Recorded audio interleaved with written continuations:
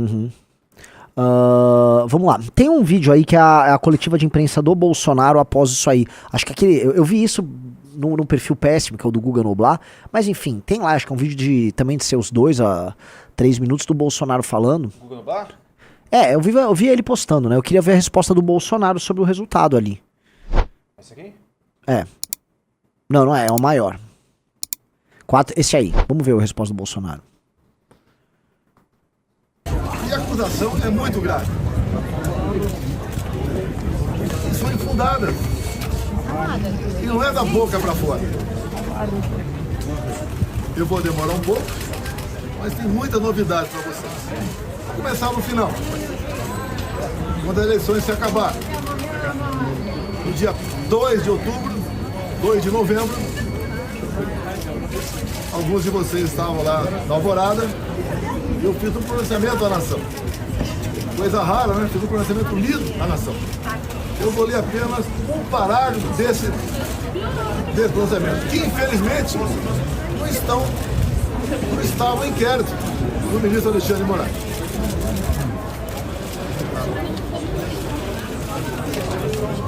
Lá, o terceiro parágrafo, bem curtinho. As manifestações pacíficas sempre serão bem-vindas, mas os nossos métodos não podem ser os da esquerda, que sempre prejudicaram a população, como invasão de propriedade, destruição de patrimônio, cerceamento do direito de ir e vir. Ato contínuo, começando... E daí, todos os outros estímulos? Uma coisa que esse cara faz é o seguinte, ele joga essa lógica dele própria de estímulo contraditório, ou seja, ele ficou o tempo todo estimulando a tentação golpista da galera. Ele ficou falando, ele falou que as urnas, ele foi na porra da frente dos embaixadores falar que a urna nossa era fraudada. Depois da eleição, ele ficou lá, minha caneta é pesada, mas vocês precisam agir, né? Ele não desincentivou ninguém quando essas pessoas estavam, de fato, de maneira concreta na frente dos quartéis.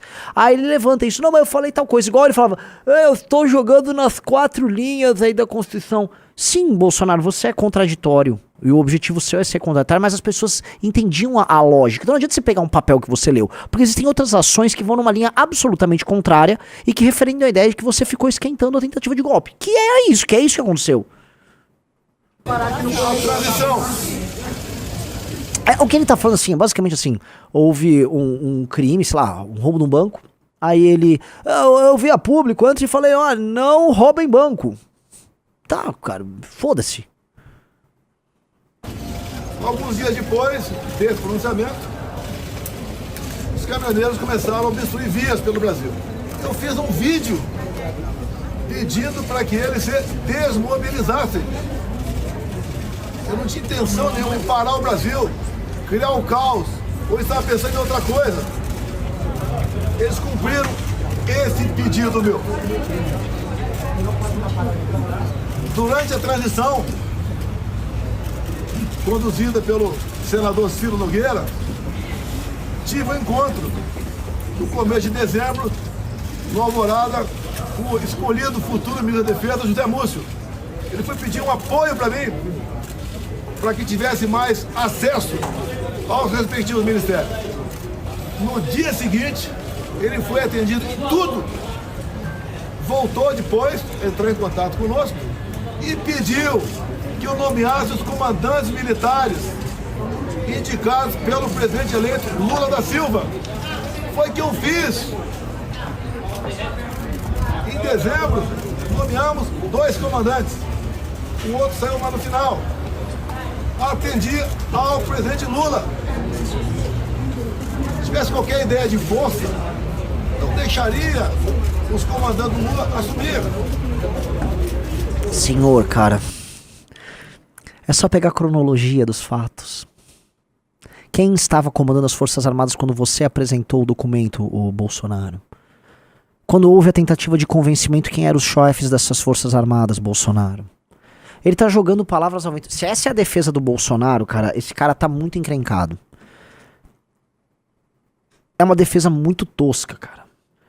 Eu mandei os caminhoneiros embora. Então quer dizer que você está afirmando que você tinha poder sobre aquelas pessoas, o que já é complicado. Mas sim, você tinha. Então por que você não mandou as pessoas que estavam na frente dos quartéis pedindo uma intervenção e tentar fazer o mesmo? Muito simples. Por que você não mandou elas fazer o mesmo? Porque a grande massa de pessoas que estavam atuando ali eram as que estavam na frente dos quartéis. Por que você não fez? Vamos lá. 30 de dezembro de 22. O dia que eu viajei para os Estados Unidos. Mas, antes de viajar, eu fiz uma live que, lamentavelmente, não estão nos inquéritos do senhor Alexandre de Moraes. Como hoje eu vi na mídia, já que eu estava lá, a advogada reclamando de um vídeo que ele botou, mostrando a parte mais agressiva, vamos assim dizer, do quebra-quebra. Ah, então tem que mostrar a parte que não foi agressiva no quebra-quebra. Se é um quebra-quebra, a essência dele é ser agressiva, né? Ou você vai mostrar, não, porque o pessoal almoçando antes do quebra-quebra. Não tava quebrando nada, mostrou eles almoçando antes? É importante mostrar. O cara foi no banheiro, você mostrou ali? Então não, porque ele não tá só fazendo quebra-quebra, ele vai no banheiro, ele respira, toma água, tá ok? Não é só isso, tá ok? O que esse cara tá falando?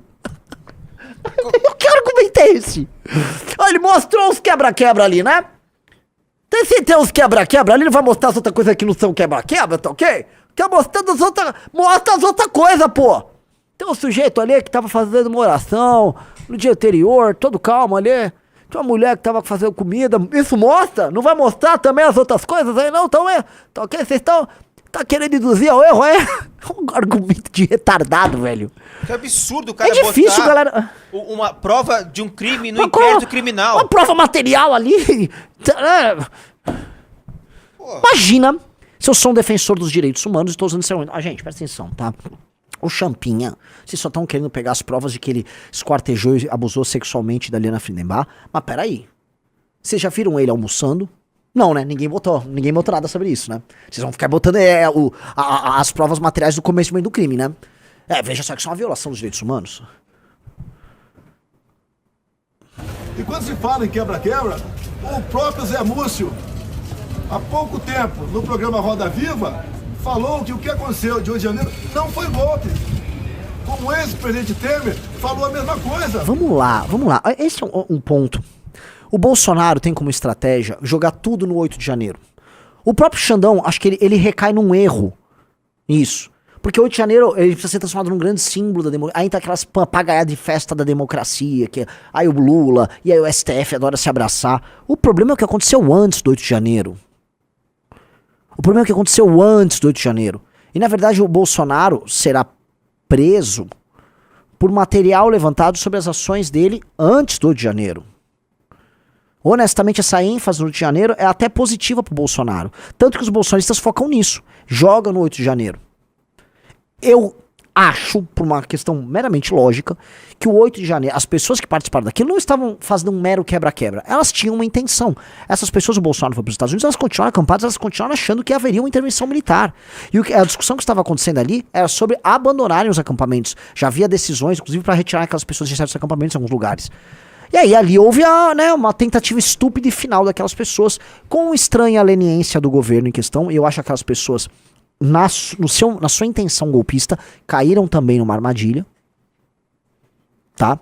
Tem coisas estranhas que até agora precisam ser explicadas, como por exemplo o Anderson Torres com 1 minuta de golpe na casa dele, que foi apreendida, que foi para os Estados Unidos antes desse golpe acontecer, ele sendo responsável por segurança no Distrito Federal. Você entende? Tinha muita coisa assim que envolve dia 8 que merece explicações bem maiores, tá? Também a própria leniência do governo Lula sobre isso. Coisa que quem descobriu, inclusive, foi o nosso deputado Kim Kataguiri. Posto isso, a ênfase não tem que ser no dia 8.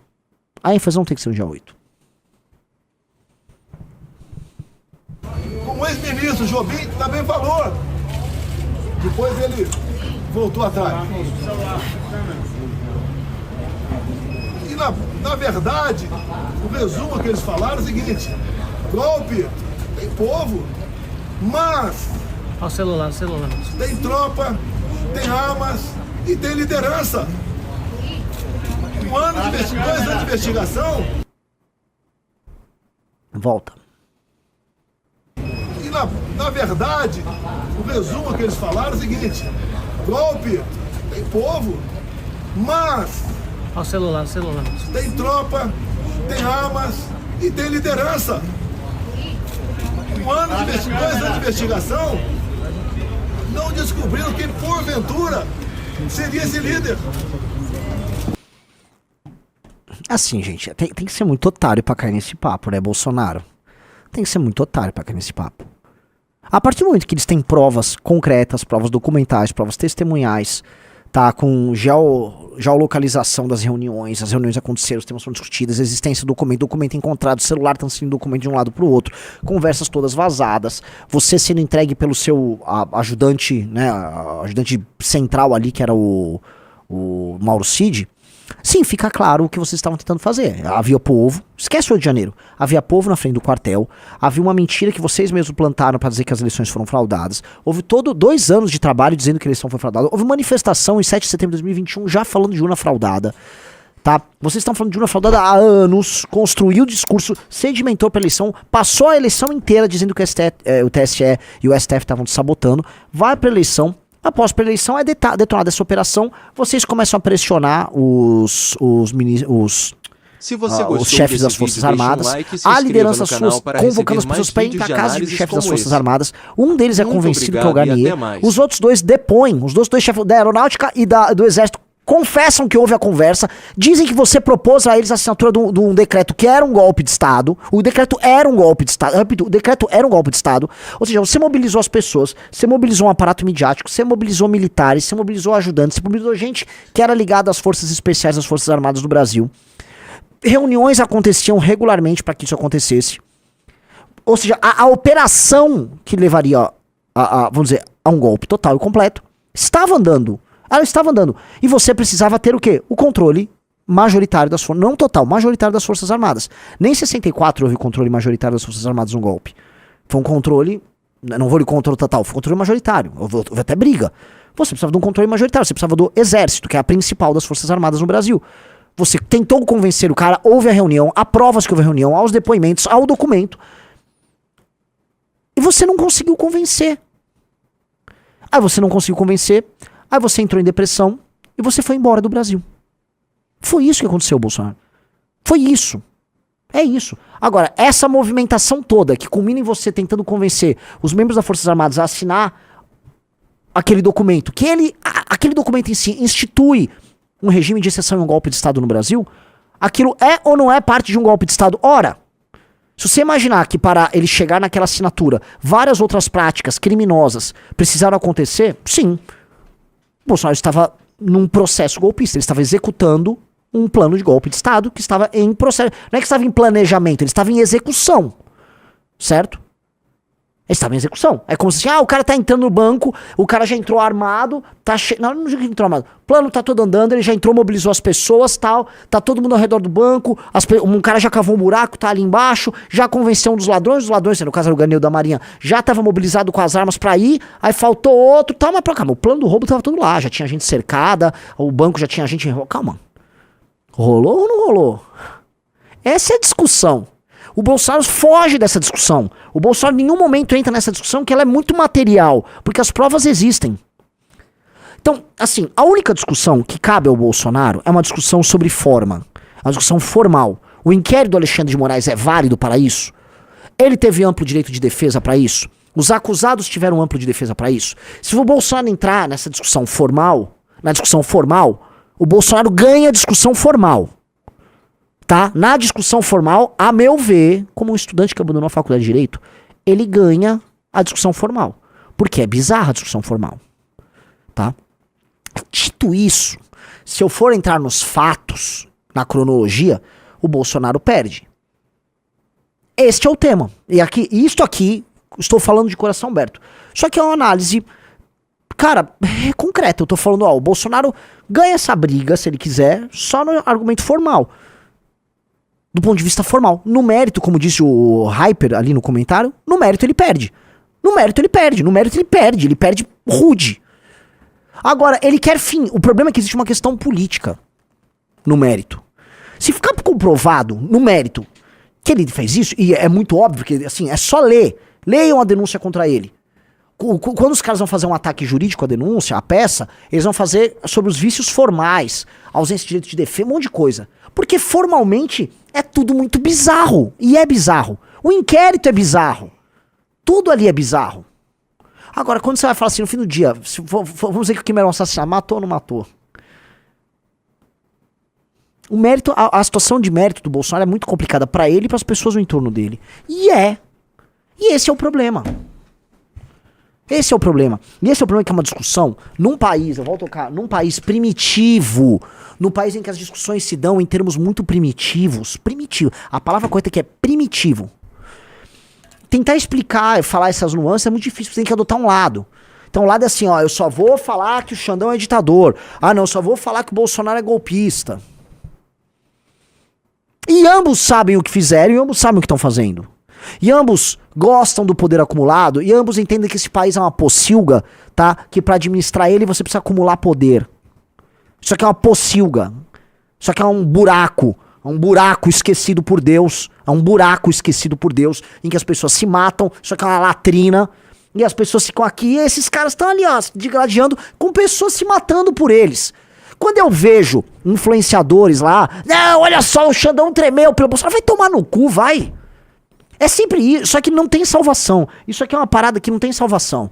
Isso aqui isso aqui é um câncer, né? Um tumor disforme só crescendo. Blá, né? E não dá, aí você quer explicar isso nesses termos, aqui vai ficar complicado, é difícil.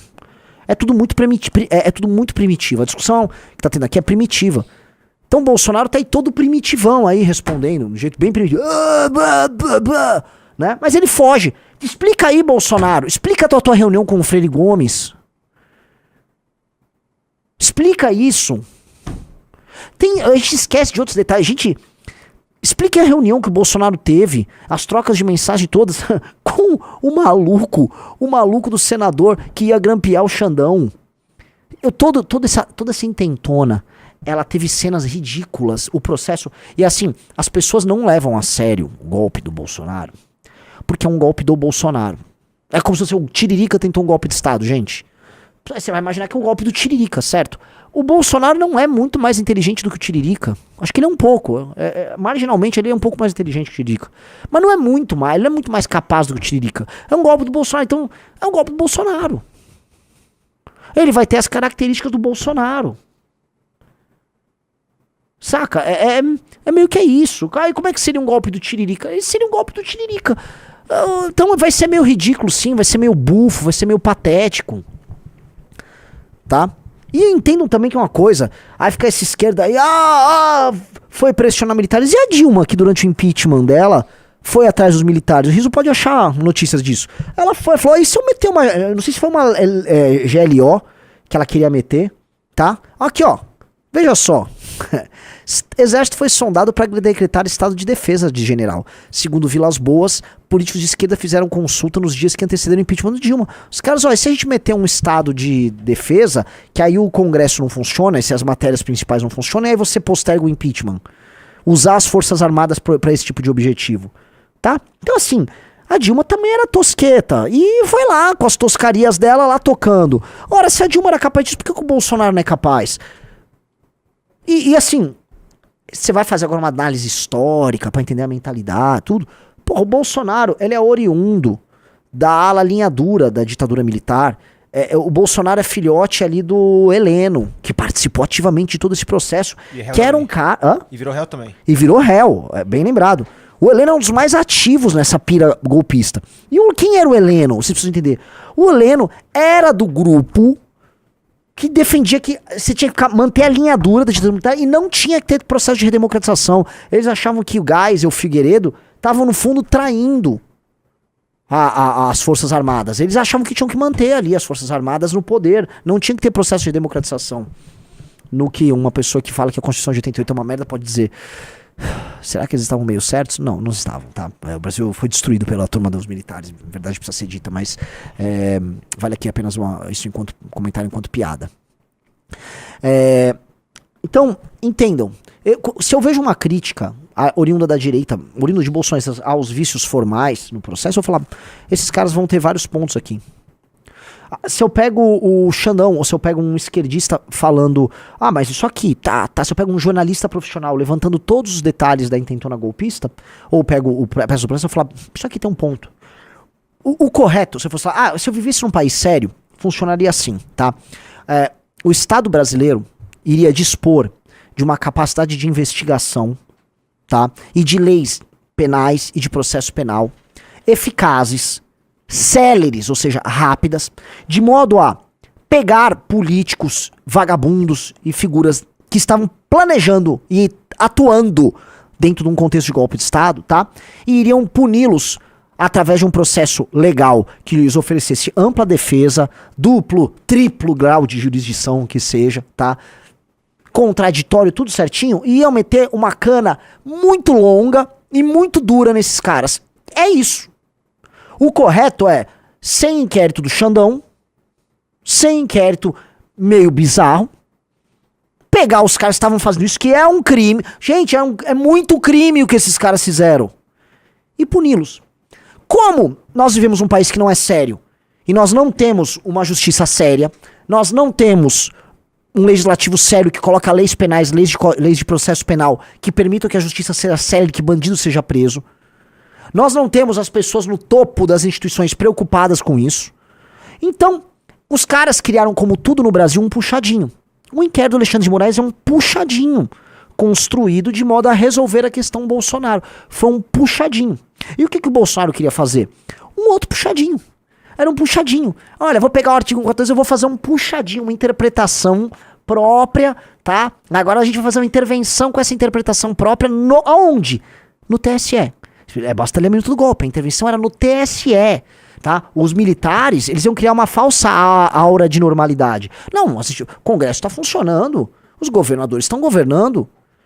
Nós vamos lá no TSE porque houve claramente uma fraude. Isso não está explicado, tá? Então estão suspensas as eleições, estão depostos os membros do TSE, presos, tá? Vai ser montada uma espécie de uma junta pra cuidar disso aqui. E sei lá, e daqui a pouco vamos convocar novas eleições. Quase todo golpe, ele termina com o discurso de que eles vão convocar novas eleições. A galera do golpe de 64 tá esperando até agora as novas eleições que seriam convocadas, tá? Não teve... É sempre assim, aí termina isso, o Bolsonaro monta uma junta. Se eu não me engano, a ideia era manter os deputados que estavam no mandato. A ideia era manter todo mundo. Você mantinha uma estabilidade, tá todo mundo no poder... Prorrogava o mandato dos caras, o Bolsonaro também prorroga o dele. Vou convocar novas eleições, só que os militares no comando. Ia dar uma merda. Isso ia dar uma merda. Comunidade internacional não ia aceitar. O Brasil ia sofrer sanções, imprensa ia pra cima. E o Brasil ia virar um caos. E a única coisa que restaria aos militares ali era fazer uso da violência. Pra manter um regime que terminou de dar um golpe, galera, entenda. Toda vez que você termina de dar um golpe, você precisa de muita violência pra garantir o pós. O pós-golpe sempre tem algum tipo de reação. Você precisa, né, frear a reação. Veja a Revolução Russa. Teve uma guerra civil que sucedeu ela, do Exército Branco, Exército Vermelho. Trotsky matou gente, promoveu uma carnificina após a Revolução Russa. Eles iam precisar fazer isso. Talvez não tivesse muito sangue, as pessoas iam aceitar. O brasileiro é meio leniente com as coisas, tá? Mas era isso, né? Eles vão ter que garantir o regime novo que está aqui. Eu acho que não daria certo. E assim, os militares que não são burros, o topo das Forças Armadas, não era retardado, eles falaram, cara, isso aqui não vai dar certo, nós não vamos dar um golpe. Como não deram? E eles fizeram uma decisão certa. Agora, o Bolsonaro, né, assim, ele precisava chegar, vamos dizer, ele precisava percorrer 10 quilômetros numa maratona golpista pra finalizar o golpe. Eles andaram 7. A reta final ali precisava da participação e anuência das Forças Armadas, porque era a fase institucional do golpe. Então, repito, fosse o Brasil um país institucionalmente sério, as pessoas iam ser punidas da maneira correta, pelos crimes corretos, na forma correta. Do jeito que tá, isso aqui é um caos completo. E aí, então, fica essas coisas, né, que as pessoas vão falar, poxa... Se você gostou desse vídeo, deixe um like e se inscreva no canal para receber mais vídeos de análises como esse. Muito obrigado e até mais.